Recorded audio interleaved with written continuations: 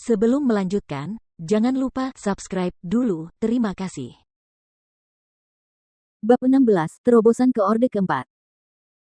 Berdiri di depan bangkai ular piton bara floret, monyet ungu kecil itu melompat keluar dan hinggap di kepala ular piton itu, lalu dengan sapuan cakar kecilnya yang tajam, ia membuat lubang dan menggali keluar benda kuning mungil yang tampak seperti manik-manik. Ketika Huang Xiaolong melihat manik kuning kecil itu, matanya terbelalak karena terkejut. Inti binatang. Secara umum, kemungkinan seekor binatang iblis tingkat menengah memadatkan inti binatang adalah 1:1000, hanya binatang iblis tingkat 7 ke atas yang bisa memadatkan inti binatang dengan tingkat keberhasilan 100%. Anehnya, ada inti binatang di ular piton bara floret tahap 4 ini. Inti binatang tahap 4 dapat mencapai harga 2 hingga 300 koin emas jika dijual di luar. Pada saat ini, si monyet ungu kecil bergerak mendekati perut bangkai ular piton itu, dua jari kecilnya meluncur di atas kulit membuat sebuah lubang, dan sekali lagi jari-jari kecilnya menggali dan mengeluarkan bagian yang tampak menjijikkan itu sebesar 2000 jari. Empedu ular. Huang Xiaolong berpikir dengan cemerlang, empedu ular piton bara floret tahap 4 ini adalah sumber makanan yang sangat baik, menelannya tidak hanya dapat meningkatkan kultivasi ki pertempuran seseorang, tetapi juga memperkuat tubuh. Setelah menggali empedu ular, monyet roh pemakan ungu memberikannya kepada Huang Xiaolong sambil menyeringai nakal, lalu dia membuka mulut dan menelan inti binatang itu sebelum Huang Xiaolong bisa bereaksi. Kau memakannya. Huang Xiaolong terkejut.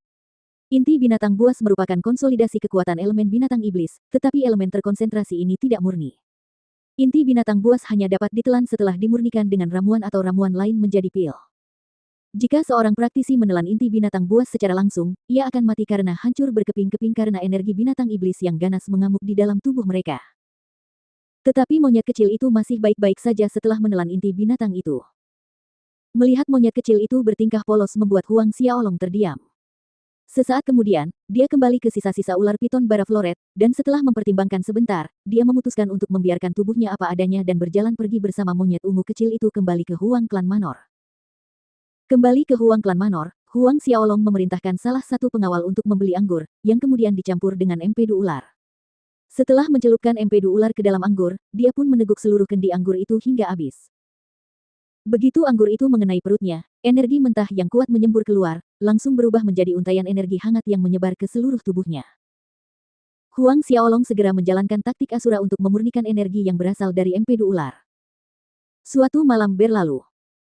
Ketika Huang Xiaolong terbangun, ada sedikit kegembiraan di matanya dari latihan tadi malam. Ketebalan ki pertempurannya telah meningkat pesat, satu empedu ular itu setara dengan 1 bulan latihan keras. Dia punya firasat bahwa dalam beberapa hari ini dia akan bisa menembus Orde Keempat.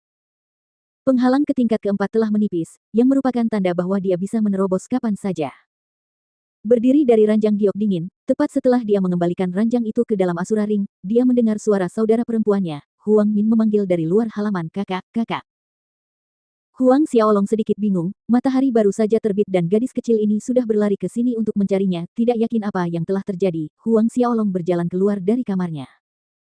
"Kakak, ayah dan ibu ingin kalian pergi ke aula besar." Huang Min masuk ke halaman dan berkata begitu dia melihat Huang Xiaolong. Ke aula besar. Keraguan muncul di benak Huang Xiaolong, hanya masalah penting yang melibatkan masalah klan yang dibahas di aula besar. Keluar dari pelataran kecil, dia menuju ke aula besar sesuai panggilan. Sesampainya di sana, dia melihat kedua orang tuanya sudah ada di sana, termasuk pamannya Huang Ming, Huang Wei, dan para tetua lainnya dari Huang Klan Manor. Saat Huang Xiaolong melangkah memasuki aula, tatapan mata yang mengandung makna berbeda diarahkan kepadanya, dan Huang Wei menatapnya dengan mata berbisa. "Ayah, ibu." Huang Xiaolong datang ke samping Huang Peng dan Suyan, duduk di samping mereka. Huang Peng dan Suyan mengangguk pada putra mereka, wajah mereka penuh senyum menatap anak mereka. Huang Qide dan Limu berjalan ke aula besar saat ini, dan di samping Limu ada cucunya, Lilu. Melihat Limu dan Lilu juga hadir, Huang Xiaolong sudah bisa menebak alasannya.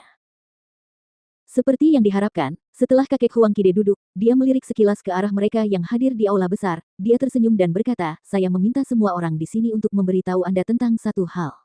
Di masa depan, Huang Klan Manor dan keluarga Li akan menjadi mertua." Menjadi mertua. Aula besar pecah dalam keributan kecil yang mengejutkan, tetapi mereka tidak benar-benar terkejut dengan berita itu, karena sudah bocor sebelumnya.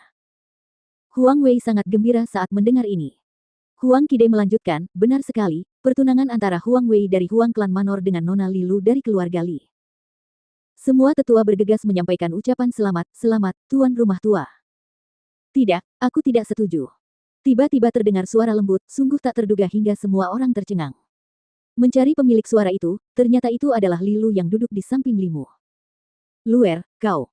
Limu hendak menegurnya, tetapi disela oleh Lilu, tidak, kakek, aku tidak suka Huang Wei ini.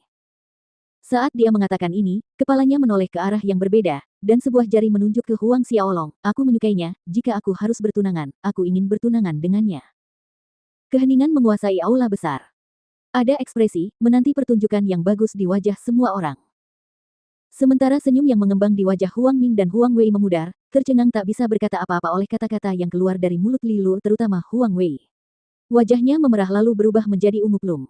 Tatapannya yang ganas jatuh pada Huang Xiaolong seolah berharap bisa menelannya hidup-hidup. Huang Xiaolong sendiri tertegun, menatap gadis kecil yang menunjuk ke arahnya, mencoba menjeratnya ke dalam kekacauan itu. Omong kosong. Limu yang sudah sadar kembali, menegur. Mulut kecil Lilu yang seperti buah ceri mengerucut dengan penuh tekad, kakek, aku tidak bicara omong kosong, aku berkata jujur. Aku menyukainya. Sambil menatap Huang Xiaolong, dia melanjutkan, dia terlihat sangat keren saat menghajar orang. Mendengar kalimat itu, tak seorang pun yang hadir tahu apakah harus tertawa atau menangis. Hanya karena saat pertemuan klan kemarin Huang Xiaolong tampak keren menghajar Huang Wei, Lilu ini menyukai Huang Xiaolong dan tidak akan menikahi siapapun selain Huang Xiaolong. Limu merasa situasi ini sangat memalukan, tetapi tidak peduli bagaimana dia menegur Lilu, dia tidak mau berubah pikiran, dan lebih memilih Huang Xiaolong dan Huang Wei. Saudara Kide, ini pada akhirnya, Liu Mu menghadapi Huang Kide dengan sikap tak berdaya, keduanya telah memutuskan masalah ini sejak awal, dan hanya melakukan gerakan untuk menjadikannya resmi dengan mengumpulkan semua orang di sini, tapi sekarang. Huang Kide terdiam sejenak lalu berkata, mari kita tunggu 2 tahun sebelum memutuskan. Li Mu mengangguk, sepertinya ini satu-satunya cara. Melihat masalah seperti itu muncul karena Huang Xiaolong, atau Huang Helion, mata Huang Wei menyemburkan api saat dia menatap tajam ke arah Huang Xiaolong. Tentu saja, Huang Xiaolong bisa merasakan kebencian yang diarahkan padanya, namun, ekspresinya tenang saat dia duduk di sana, tidak peduli sedikit pun. Beberapa saat kemudian, semua orang bubar dari aula besar. Huang Xiaolong meninggalkan aula besar bersama orang tuanya, kembali ke halaman kecilnya setelah berpisah dari orang tuanya.